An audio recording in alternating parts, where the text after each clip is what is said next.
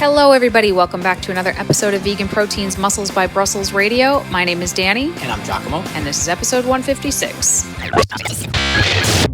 Thanks so much for tuning in to another episode. Hope y'all are doing well. As per your requests, you ask, and we responded. We are doing these episodes, recording them right before they air, more or less, because you get to find out more about what we're thinking and what we're doing.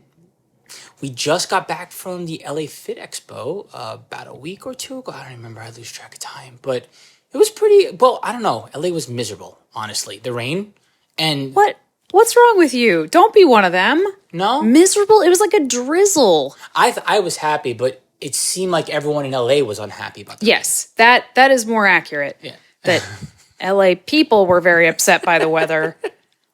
But it will never not confuse me when we're there. In fact, one of our teammates was like, Danny, you don't understand.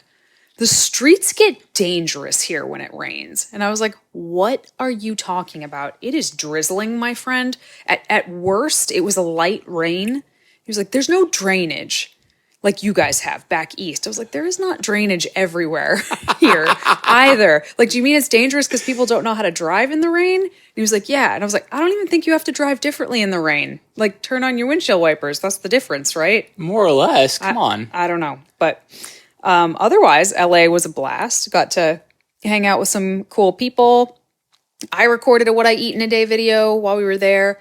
Alice recorded a What I Eat in a Day video while we were there. That one's not live yet, but she's also on prep and was like 2 weeks out. So, two different situations in those videos. In LA, will you find a gym that has a professional DJ?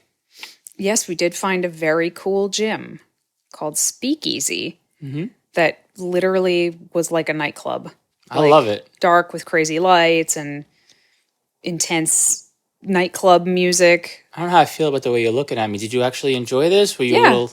Yeah? Yeah, I liked it. Okay. It was very, very different. I did hurt myself, though, there the day before. Well, the day we flew back. Yeah. They had like a suitcase squat machine, and we needed a hack squat, but they were all taken, and I didn't want to wait around. We had a flight to catch, and I was like, oh, they have this suitcase squat machine. Let me test it out with no weight on that sucker whatsoever. But because you had to put your feet in like just so of a place, and I had never used it before, just doing a few reps of it, it didn't like hurt right away. It was one of those things that like as the minutes passed, I was like, uh-oh, something has occurred in my low back. But it's okay because we just had a 6-hour flight immediately after that. It was no big. Yeah. One of my favorite, and I'll stop because we could go on and on and on. One of my favorite highlights was the MC now at the Healthy Living Pavilion. I thought he was hysterical. He did such a good job promoting that area. It's hard because although these events are high traffic, everyone's there just running around booth to booth to booth. And so there's these stages where people are, you could be like the biggest celebrity or the most well-known or the most sought-after person presenting, but there'd be like 3 people in the audience. Yeah. So you like literally have to pull people away because they're just paying attention to everything all over the place. But we had a decent showing for our cooking demos and our talks, and it was because the MC, I thought he was hysterical. He was hysterical. Why can't I remember his first name right now? I don't know. It's escaping me, but he's Austrian, Yeah. so he's a big muscle guy, and it sounds like Arnold is, MCing for you. It's just Rowand? That sounds familiar. Something like that. I remember him from his work and whatnot, but it was fun. It was a good event. It was a good turnout. I think it was a good showing for Vegan Strong and veganism in general. And hopefully we'll be doing it again next year. Yeah, and the Vegan Strong team will be at the Arnold at the beginning of March. We will not be because the Vegan Cruise is at the same time as the Arnold. So it's going to be a different team out there for the Arnold, which is the biggest show Vegan Strong does in the whole year. So that should be interesting. If you haven't seen us, go out and support those guys because it's a totally different crew. Yeah, we'll be everywhere, but that's not where we're at right now. What are we actually looking to talk about today, Danny? Today this was supposed to air next week, so I should give you a heads up on what is actually coming out next week. If I say it, then it has to happen. That Netflix documentary, You Are What You Eat, that's what we were supposed to be recording today, was like our reaction to that, but I still haven't seen the whole thing, and neither has Giacomo, so figured we should probably watch it in its entirety before we talked about what we thought about it to you guys, but I know that's been highly requested, so that will be coming next Tuesday. We are watching it tonight and tomorrow night for sure, with notebooks to give my thoughts. Oh, yeah. But so this was supposed to come out next week, which is February. And February, we're going to be talking about like self-care and, you know, loving oneself. So today we're going to be talking about personal growth and trying to sort of learn about yourself via different modalities. And unfortunately, most of the modalities on the list are things I don't actually do, but Giacomo does. So I think Giacomo is going to be the one to lead this discussion. And I have to apologize to everybody before we get into it. I'm not sick anymore, but I have like phlegm that has just decided it's going to just camp out in the back of my throat. So there will be so much throat clearing. Also, apologies to Christina. In the spirit of this episode, and I'll talk about it in a little bit, but as a little teaser, I like going to float tank places. Explain what that is, because a lot of people aren't going to know. Well, but in response to what you just said about the whole, what were you saying, the yawning thing or the tired or whatever it is you got going on there? Phlegm. I said phlegm. Yeah. Phlegm. Not yeah. yawning. Yeah, well, you probably don't know this, but my ears are still clogged from being in the float tank. So, like, if I look a little weird, it's because I literally can't pop my ears right now, which is kind of annoying. Is that why you look a little weird? One of the many reasons, actually. Oh, sounds fun. Tell us about floating. Let's start there since you brought it up. Well, and that doesn't usually happen, by the way. But basically, it's a sensory deprivation tank. Sounds fun. I will explain that. Sorry, I'm in a mood today, guys. Come at me. I could take it. Don't worry about it. So I would love to basically get a response from one person that tells me the world isn't too noisy of a place these days, especially compared to the way it used to be before it got incredibly tech heavy, before we created a digital world that is in some ways overtaking the world outside of the digital world, in my opinion. I think we spend more of our lives there than we do living and breathing off screen, right? And so, in my opinion, what you wind up having is just a little too much noise, a little too much sensory overload, right? Even if you're not prone to being overloaded by whatever. So I like going on floats, right? Which is basically just hopping on into a tank that is meant to block out all of your senses. And here's how. It's pitch black in there. You can't see a damn thing. It is sealed. Well, there are different kinds, but the one I like to go into is pitch black. Looks like an alien pod, a spaceship type of a thing, but it's basically like a bathtub with a cover. Yeah, exactly. It's bigger than that. That sounds terrifying. It's taller than that. So it's pitch black. You open your eyes and you shut your eyes, and it's like you never open or shut your eyes. Your eyes are always shut, and you can't see anything outside of your eyelids except your eyes are wide open. That's how dark it is, just to describe that. Then you have a feeling of weightlessness because there's so much buoyancy in the water because it's so salted that you're floating, right? So you're not really getting that same feeling of whatever, like touching whatever. And the water is supposed to be like body temperature. Yes. So it's not warm or cold. You also can't hear anything. It's soundproof. So essentially, in my opinion, you go in there and it gives your mind and your body a little bit of a breather from being hyperstimulated all the time.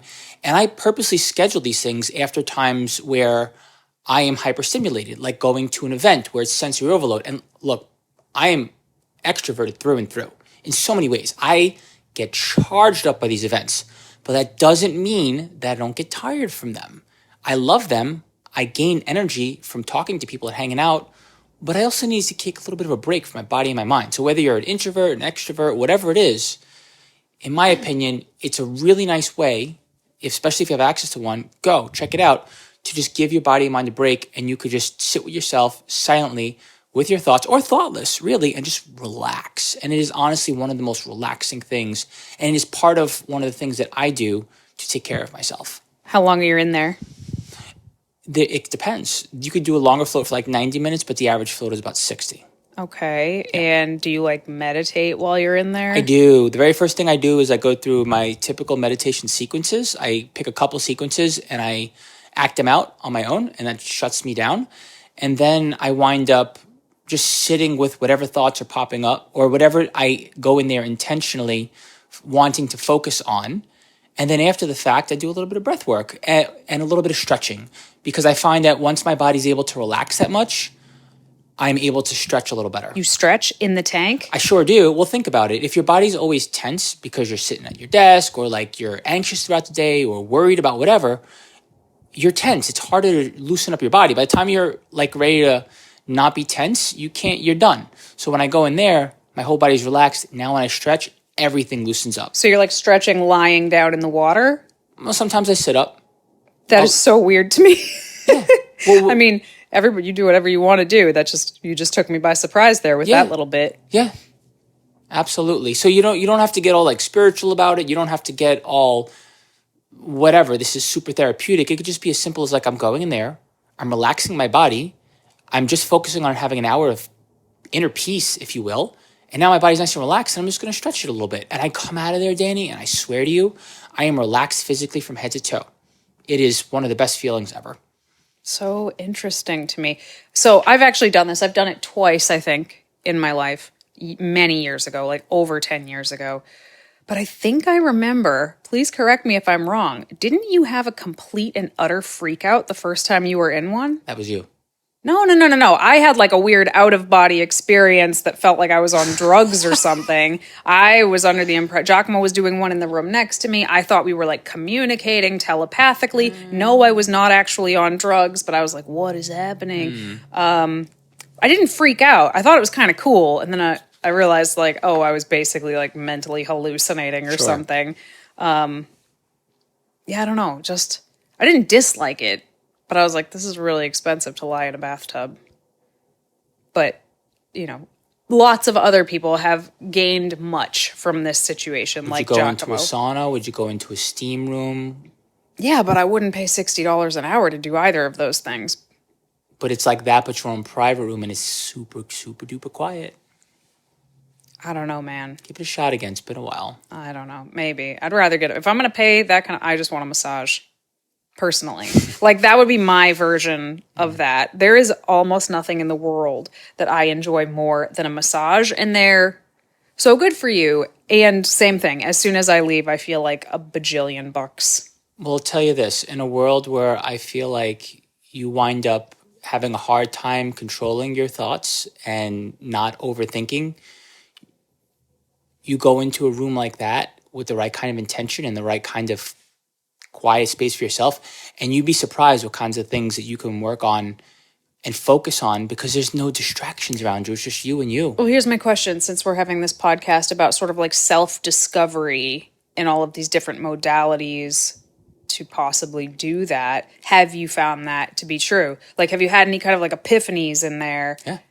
Okay. Well, I won't ask you what they are because that's probably pretty personal, but okay. That's interesting.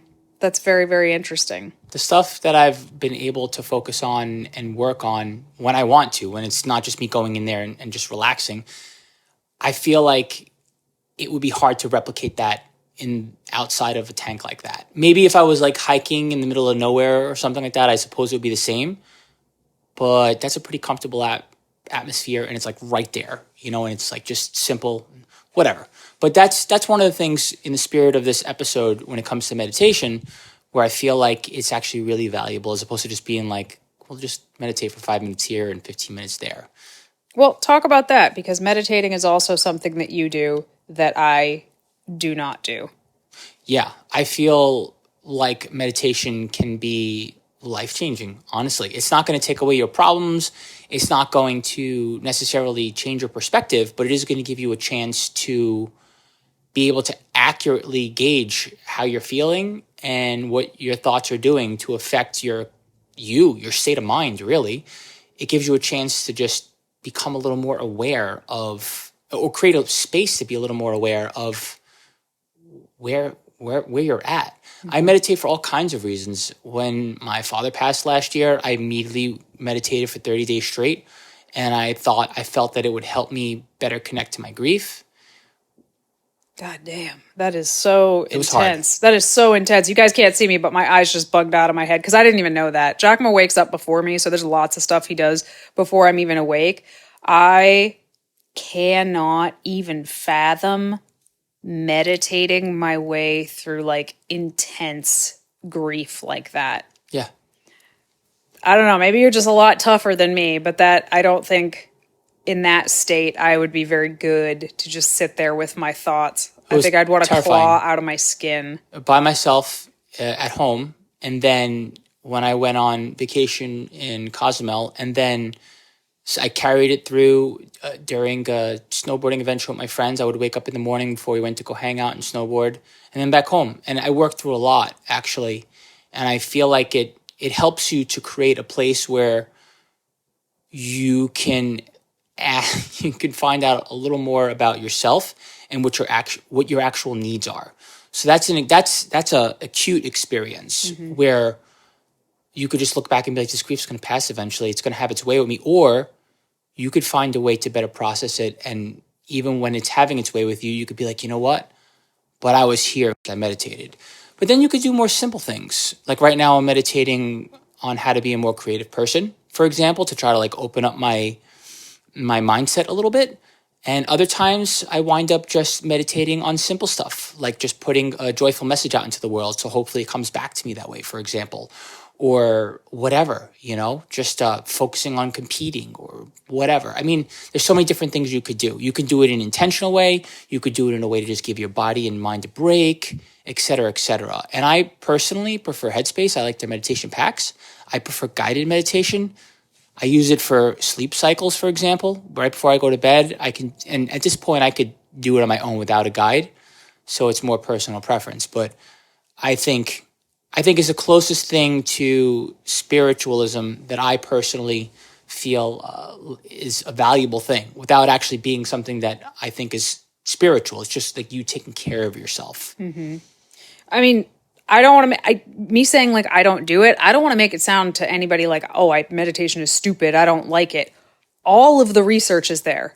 All of the research is there to support how good meditation is for us. Physically, mentally, it's good for our immune system. There's a lot of research to back this. I personally just have not had a lot of success with it. I mean, I've had success with doing it, like sitting, I mean, I've done it for, I think at some point, like 100 days in a row or something, but it just never felt like it was sort of translating to my real life or like I ever kind of got to that place that you're talking about, like not even for a minute of that. It just felt like this chore. Like it literally felt like a chore. It felt like work. Not that I'm afraid of doing work, obviously, but I don't know. It just didn't have the same effect on me. It's almost like I need to be doing more than just lying there or sitting there. So I mean, I guess I go for a lot of walks, and that feels sort of meditative depending on if I'm listening to something or talking to somebody or not. But yeah, I don't know. I find this whole thing very interesting. And of course a float would just, I assume, elevate it. Yeah, amplify that. But yeah, neither one of them have really been my thing. I don't know. Yeah. And I look back, I just pulled up my phone just because I forgot. It's been over 10,000 minutes worth of me meditating since I began this journey. Probably like 5 years ago, so I don't remember. The time doesn't matter, but 10,000 minutes worth of it. I look at that and I think to myself, wow, I spent 10,000 minutes in silence, like not doing anything. And I could look at that existentially and be like, damn, did I waste my life? Did I waste my time? Like that's a scary thought, right? I think about stuff like that. I also think about the times where I'm meditating, I'm like, but this is pointless, right? What am I doing? But then reality hits and I realize that you literally create a healthy place for your mind to feel comfortable, like with whatever's going on in your world and how you show up in the world. And to me, that's invaluable. It's priceless. And I'm happy about the time that I spend doing that because, and that's why I'm a big fan of it, because you wind up just creating a healthier you, essentially. This is so many things you do for growth and working on yourself. Like going to the gym. This is a way to train your mental health, essentially. No, I get what you're saying. I do understand. Like, intellectually, I understand everything you're saying. It just has never, ever clicked for me. Like, yoga classes, great. Love it. But I don't know. It's almost I don't know. I think my mind is just too busy, which probably is like, oh, well, you're the exact person who needs to meditate. I've heard that many, many times, but it just, I don't know, just doesn't click for me. Yeah, but you don't need to sell something or send shade someone's way just because there's one thing that they might potentially benefit from. There's, like you're mentioning, many other ways to create some space for yourself, if you will. Like you said, like going on a walk, for example. What were your other examples? Remind I me. said doing yoga. Doing yoga. What are some other ideas on how you can quiet the mind and basically shut out the world for a minute and Well, since we're talking about like, I don't know, kind of learning something about Yeah. ourselves and personal growth, I actually find conversation to be key for me. I have to talk stuff out with people because like I said, I have 1,000 thoughts in my head all the time. And it's hard sometimes for me to pick out what's sort of like real or helpful and what is just like stupid BS chatter. But when I have a conversation with somebody, they probably wouldn't know that from talking to me because I think I'm able to articulate a lot of what I mean when I talk to somebody. So, it's got to be the right somebody, but that's always really helpful for me. Actually, going on a drive and just listening to music is one of my absolute favorite things to do. And I feel like, again, my brain sort of sorts itself out in those moments a lot. And I actually think it's because I'm driving. So it's almost like I have to be doing something else in order for my brain to sort of be quiet and make sense. Like everything I just said, I'm doing something else. I'm walking, I'm doing yoga, I'm driving a car. And like, then all of a sudden I'm like, oh, that's what I'm thinking. That's what I actually want to do in this situation. So I don't know. Why does any of this even matter? Like, we're a fitness podcast. Like, why does this matter? well, think about it. Your emotional health, your mind, all of that affects how your body responds and reacts to your training, how your body processes and digests food. But, it also affects, what am I thinking? I'm losing my thought here. It affects the choices that you make. If you're an anxious person, if you're a stressed out person, if you're in a bad mood, if you're highly reactive, and it's for all of these reasons, like you wind up making the wrong choices, and it's all because you didn't do the work to take better care of yourself. Well, then duh, it doesn't matter how hard you push. Yeah. You're beating your head against the wall, and you might make the wrong choices all the while. Yeah. I actually think it has a lot to do with like, even before that, like, did you even put any thought into what the hell the goal is that you're trying to pursue right now? Like, do you even know what you're going for? Do you even know what you want right now? Or do you just feel like you have to want something because you feel like that's what you're supposed to want, but you don't actually want? Like, that's really important stuff to figure out, or you just are doing all the time, but not actually moving anywhere closer to a place where you actually want to be.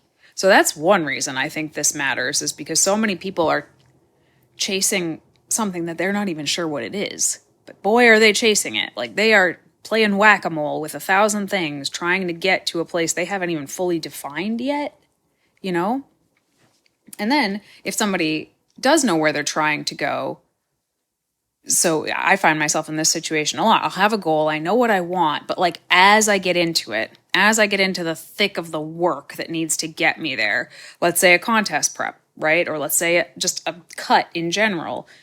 As I get into the thick of it, we start to kind of lose the plot a little bit. We start to kind of lose what it is we're doing on a day-to-day basis. So we can't very easily see what we're doing well or what we're doing poorly. And if we can't see that, it's very hard to analyze it and make the adjustments that you need to make. Now, having an outside source, a second set of eyes, can be very helpful, but Like sometimes, a coach? like a coach. But sometimes we don't have that. So we have to find it within ourselves. And I think finding a way that works for you to do that is key. And I guess what I'm saying is meditating is awesome, but it doesn't have to be meditating, or it doesn't have to look the way we picture meditation to look for it to be effective. Totally. Absolutely. What about journaling? You mentioned that and I don't believe this, you mentioned that you aren't into the things as much as I am that this particular topic is talking about. And one of the things that we mentioned before we started to get into this episode was journaling, but I don't buy it. I feel like between the two of us, you are kind of a journal freak compared to me. I mean, for every page I fill, you fill half a book, in my opinion. But that's more like planning and list making than like I'm journaling. still not buying it. I think you can categorize it and package it up as journaling when you really think about it. I think it's just your joy to do it, and you don't really think about it because it's just a part of who you are and what you do. But if you were to really take a step back and think about it, you'd bet your bottom dollar what you're doing is journaling. So, well, fill me in and fill the audience in. What exactly do you journal about, and why do you do it so vigorously? That's very interesting because I don't think that I do, but I know that I have in my life. If I have years and years and years of journals, like traditional, exactly what you think of, Dear Diary, blah, blah, blah, pour my heart out type of journals. Whew.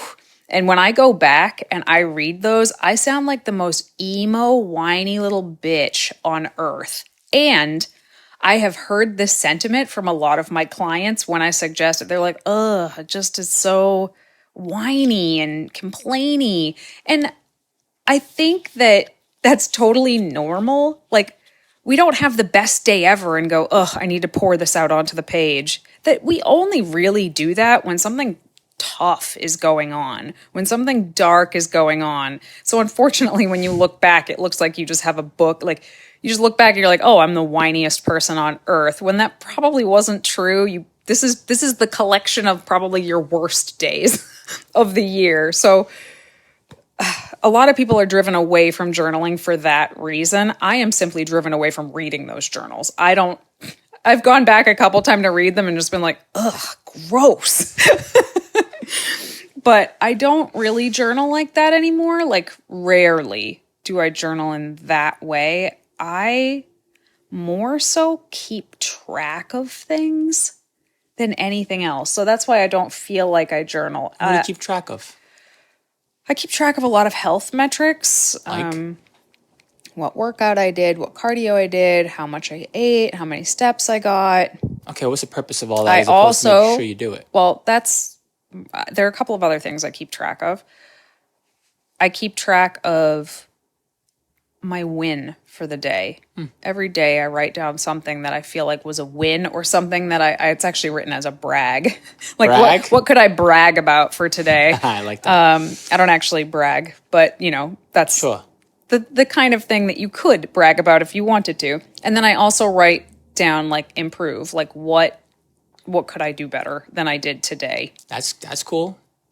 And then I actually just write down, literally, it's like a 2 to 3 inch square that I fill in that is just a synopsis of my day. What did I actually do that day? Oh, nice.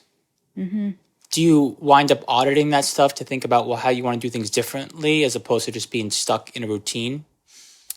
I don't understand the question. Well, meaning, like, if that were me, I would want to look back over the course of, say, a couple weeks or a couple months and be like, how am I doing things? I wouldn't want to feel like a hamster in a wheel that felt accomplished because I kept turning and being in my routine. I would want to make sure that the patterns that I established were the right ones for me and for my goals. Well, yeah, mostly looking back at the improve. Actually, if it's the same thing every time, then I don't think I'm doing this very well. Like, I need to actually focus on it.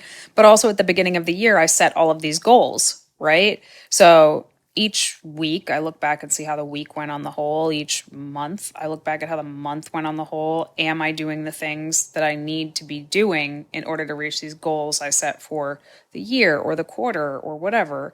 So my journaling is not so much about feelings anymore, Right. as much as it is about just, like, things. I guess. But I do keep track of stuff that I'm grateful for on my phone, and I also keep track of the highlights of my day. So, not a brag, but my highlights reel is usually more pictures than actual writing. But I don't know. I also feel like I'm very in touch with my feelings, I think.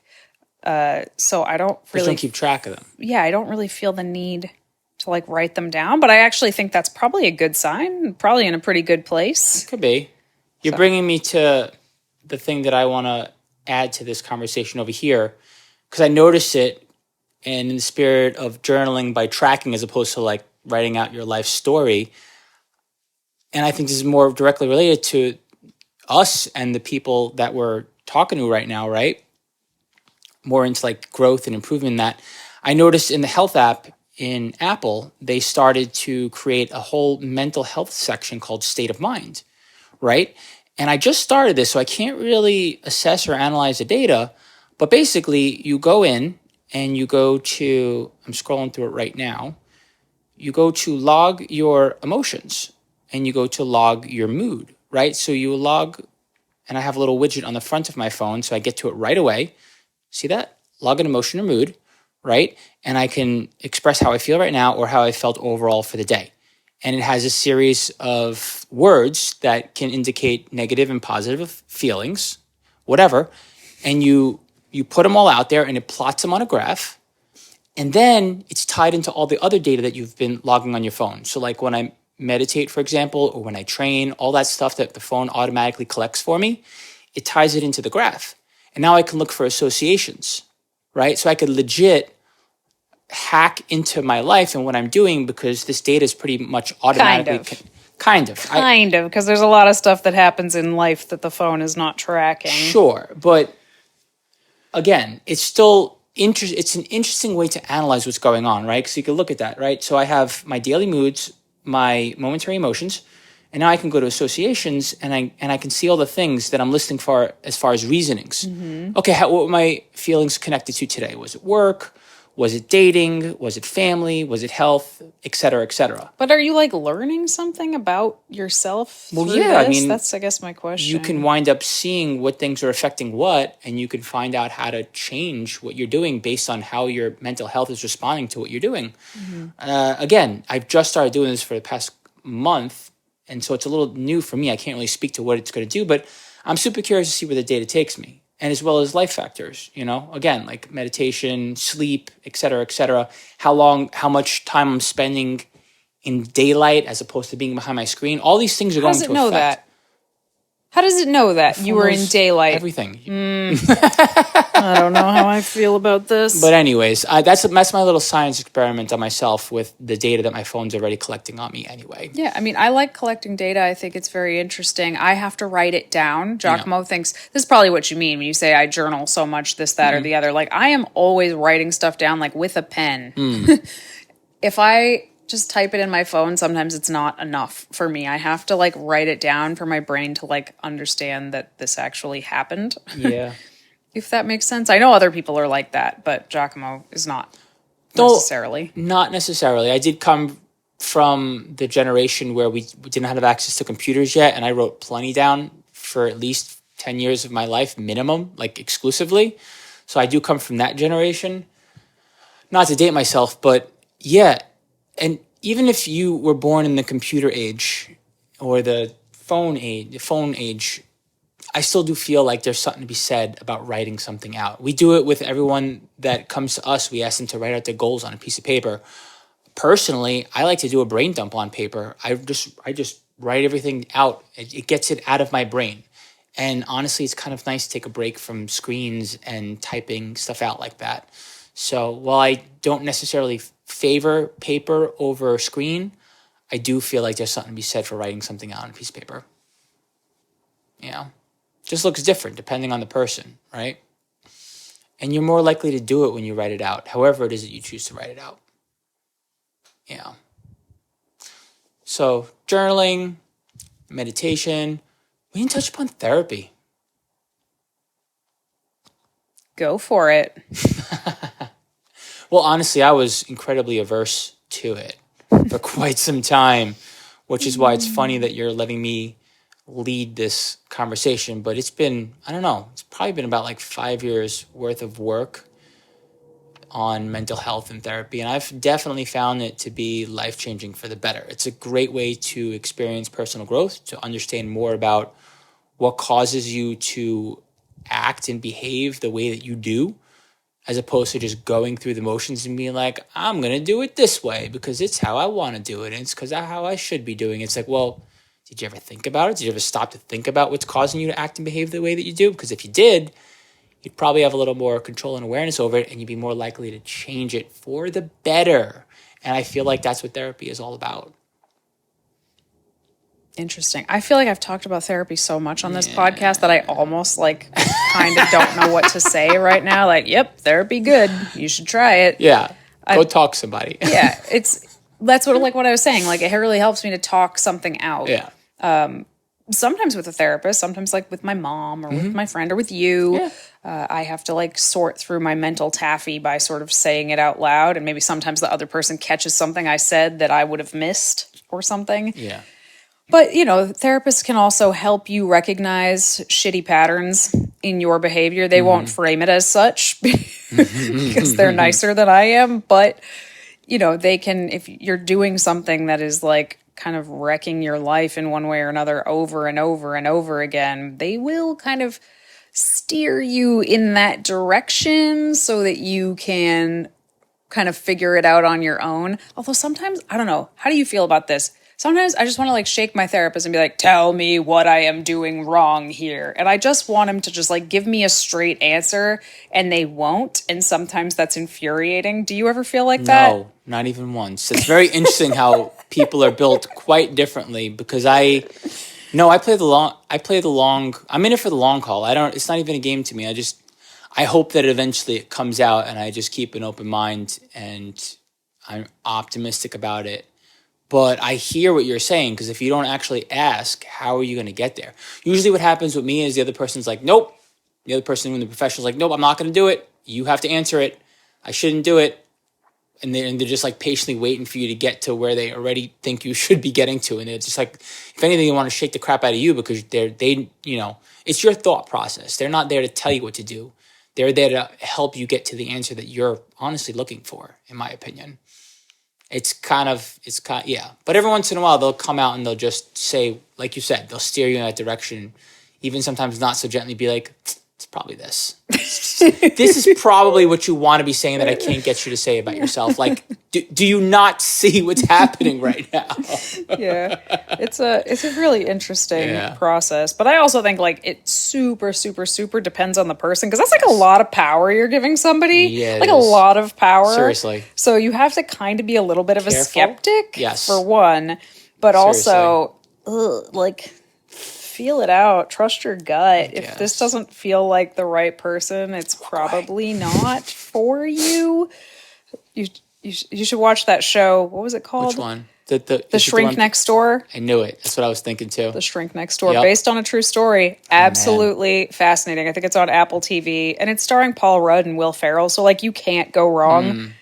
But it's based on a true story, and illustrates why you should not give your therapist too much power, I guess. So anyways, we could talk about this forever. This is literally what we do. We work with people one-on-one, and we get our hands into their lives, and we help them grow. That's the part of our coaching that is more lifestyle-based. And it doesn't matter if you're a pro athlete who is looking to win and be at the top. It doesn't matter if you're someone who's not even necessarily interested in performance or sports, or even being super active, but you want to be healthier and more fit, or someone in between. It doesn't matter. There's always an opportunity to improve your lifestyle and improve your life by growing as a human with different kinds of things that aren't you going into the gym and lifting weights, and aren't you eating a certain way to be healthier. And that's what this episode is pretty much all about. It is a huge part of our coaching. And we probably should have started with that. Like, why does this matter? I know we kind of touched on it in the middle, but a lot of times when we're working with somebody, they're not having a hard time reaching their goals because they don't know how to eat. or they don't know how to exercise. Like they've read the books, they've listened to the podcast, they know what they should be doing. They can't do it. Why? Why can't they do it? And that is one of the things that we try to help people figure out, because if we can find that thing and teach through it and get past it, hopefully they won't have this problem again, or they'll have it to a much smaller degree, or at least they'll have like awareness about where it's coming from. And we're not mental health experts or anything. You should still have one of those if you think it's necessary.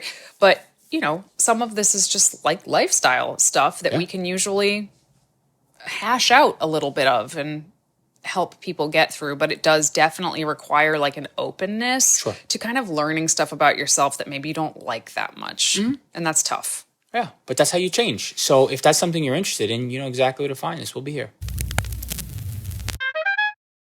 All right. Moving on to our question and answer segment, which today they're kind of simple, kind of fun. One of them is, what is your favorite prepackaged, store-bought, high-protein snacks? My favorite prepackaged, store-bought, high-protein snacks. Ooh, I have a list of these. Well, I like Nugo Slim Bars. I like Orgain Bars. I like Unisoy Jerky. I could keep going. Please do. I like deli slices. I am a huge fan of deli slices. That was on my list too. Oh, I love them. They're the bomb. I like Soy Boy brand specifically, but I also like the Soya brand, the tofu that's pre-marinated and pre-cooked, the 2 squares. You could have 1 square for a small snack or 2 if you're really hungry. There are definitely more protein snacks. Why don't you rattle some off? Dry roasted edamame is a good one. I'm currently obsessed with the Owen shakes. Oh, yeah. Those are fantastic. I want to touch upon the deli slices because people are like, what? That's not a snack. Anything's a snack if you think about it right. But no, if you were to watch the Vegan Strong team behind a booth, I'll forget it. Like all of us at one point, like tear into a package of Tofurkey and just eat through it like it was an apple or something. Corinne was busting out the Builder Bars. Those are the OG. I was into those for a very long time, actually. I fell out of favor of being into those as of late, but there's just better options now. They're still good. Oh, they're so good. They're classic. What was Alice munching on? Did she have any snack? I mean, she's super in prep. She had full meals that she had to eat. True.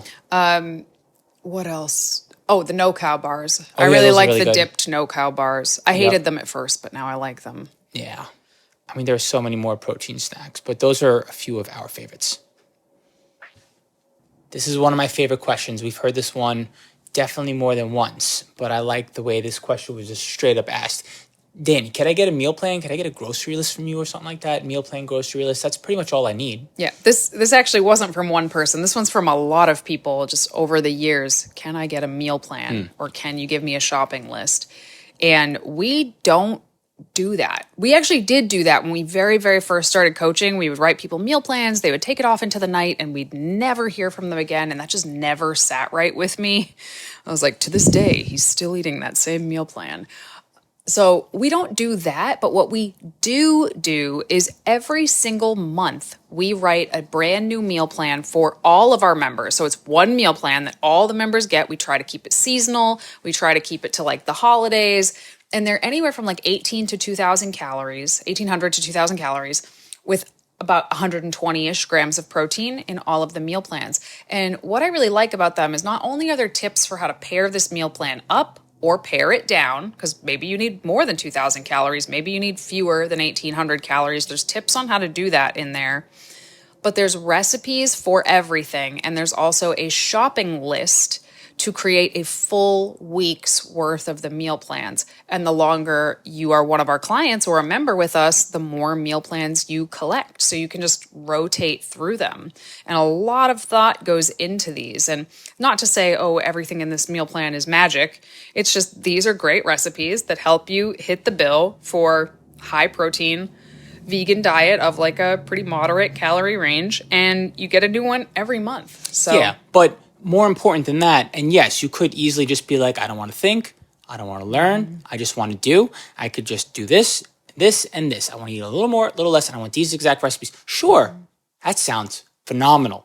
Love the idea. That being said, they're so well crafted like that, and not to sound, it's whatever, but it's true. They're so well crafted that would eat without even having to think about it. You wind up intuitively learning how to, did you say pair up or pair down? Is that how you worded pair it? up or pair down. Right. So in other words, beef something up or trim it down, whatever. Add, remove foods.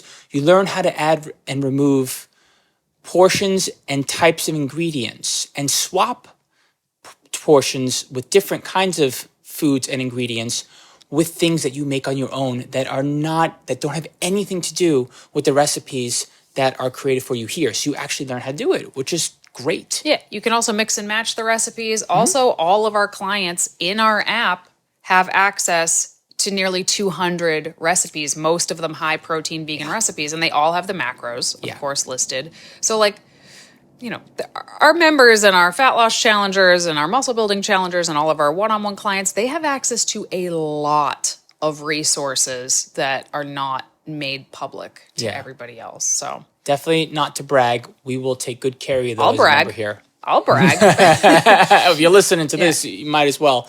But actually today was the first day, or is the first day, we're recording this on Monday, is the first day of our Fat Loss Challenge intro week. So technically the introduction week has started, but this is like the prep week for everybody to get their pictures and measurements and questionnaires and stuff in. So if you're hearing this on Tuesday and you want in on this, like it has to be now. Because next Monday, the 4th or the 3rd of February, I forget the exact day, that's when it starts, and then absolutely nobody can be taken after that point. So. Yeah, and we're not going to run on the challenge for a while. And if for some reason you're not interested in a challenge and you're not ready for that, come be a member with us and you still get access to a lot of these resources. Yeah, we have several levels of coaching depending on where somebody's at, like with their goals or financially. So, reach out to us. We have options. All right, everybody, thanks so much for tuning in to another episode of Vegan Proteins, Muscles by Brussels Radio. Stay in touch with us at Vegan Proteins and at Muscles by Brussels on the socials, or shoot us an email by hitting the contact button on veganproteins.com. Once again, my name is Giacomo. And I'm Danny. We'll talk to you soon.